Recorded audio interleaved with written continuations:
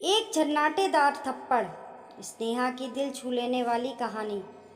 राहुल ने माँ से कहा, रवि की बहू को समझा दो कि अपने शरीर को अच्छी तरह से ढककर निकला करे। जवान और खुला शरीर बूढ़ी आंखों में भी गलत भावना भर देता है। इतना कहकर राहुल बाहर चला गया, परंतु माँ का चेहरा तन गया। उसने तिरछी निगाहों से स्नेहा की ओर देखा, जो सिर झुकाकर चावल बीन रही थी। उस समय तो माँ चुपचाप रह गई, लेकिन बाद में स्नेहा को अपने कमरे में बुलाकर कहा, बहू, औरत की इज्जत पग पग पर सैकड़ों लोलुप आंखों के नीचे से गुजरती हैं। हर आदमी की आंखें औरत के कपड़े के भीतर झांकने की चेष्टा करती रहती हैं। कुछ हरकतें ऐसी होती हैं जिनसे आदमी के चरित्र की पहचान होती है।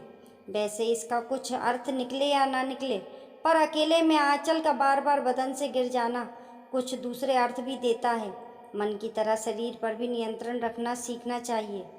मम्मी जी, बात ये स्नेहा ने सफाई देनी चाहिए। मैं तुमसे कोई सफाई नहीं मांग रही हूँ बहू, ना ही तुम्हें दोषी ठहरा रही हूँ, बल्कि अपने अनुभव से बता रही हूँ कि औरत चाहे तो खुद ही अपनी इज्जत को संभाल सकती है और ऐसे लोगों की नज़रों से बचा भी सकती है। ठीक है मम्मी जी, आगे से आपकी बातों का ध्यान रखूंगी, स्नेहा ने कहा। तभी दरवाजे पर हुई दस्तक ने उसका ध्यान भंग किया। रवि के आ जाने से बातें वहीं खत्म हो गईं। पति के आने पर स्नेहा राहत महसूस कर रही थी। अभी इस घटना को बीते 4-5 दिन ही हुए थे कि एक और विवाद ने जन्म लिया। हुआ यूं कि स्नेहा स्लीवलेस गाउन पहने बाथरूम से निकल रही थी कि अचानक डाइनिंग हॉल में राहुल उससे टकरा गया। बेचारी स्नेहा फुर्ती से अपने कमरे में चली गई। माँ, राहुल को एक और मौका मिल गया था। मुझे छोटी बहू का व्यवहार ठीक नहीं लग रहा है।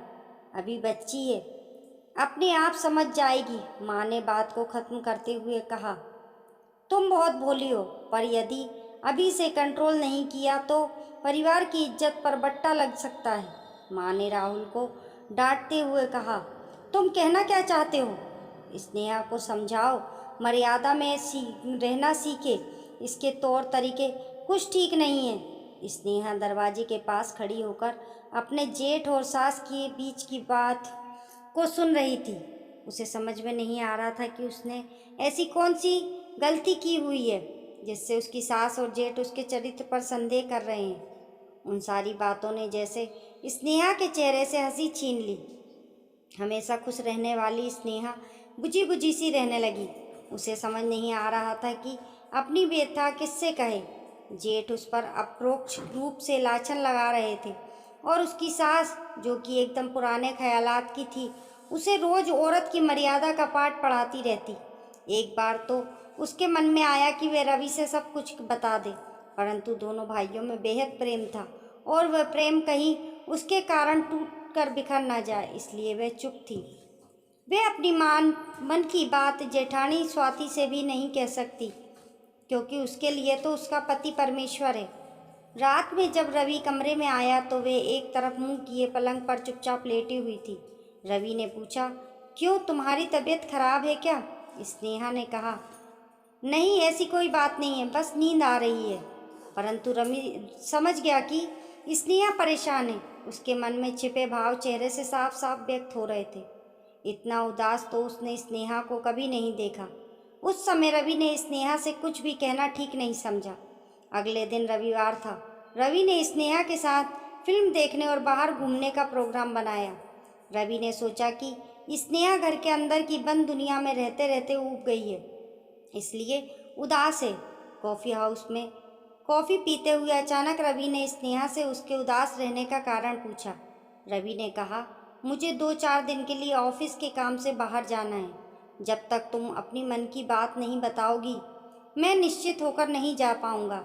लेकिन जब स्नेहा ने सारी बात बताई तो रवि अवाक रह गया। उसे विश्वास नहीं हो रहा था कि स्नेहा जो कह रही है वह सच है। उसके भैया तो एक सुलझे हुए गंभीर आदमी हैं।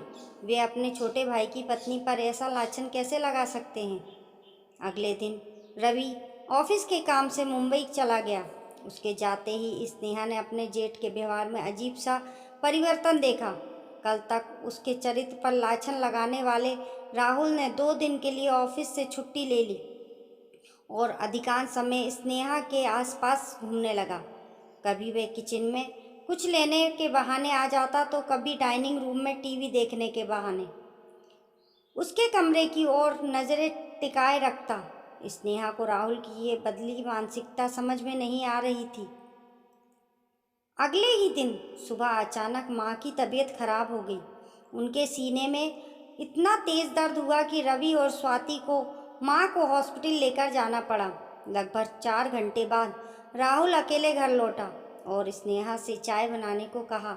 स्नेहा जैसे ही टेबल पर चाय रखकर जाने लगी, राहुल ने उसका हाथ पकड़ लिया और अपनी तरफ खींचने लगा।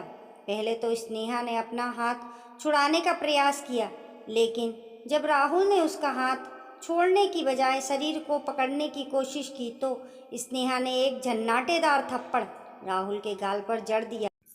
राहुल को कतई उम्मीद नहीं थी कि छुई मुई सी दिखने वाली स्नेहा ऐसा रौद्र रूप ले सकती है।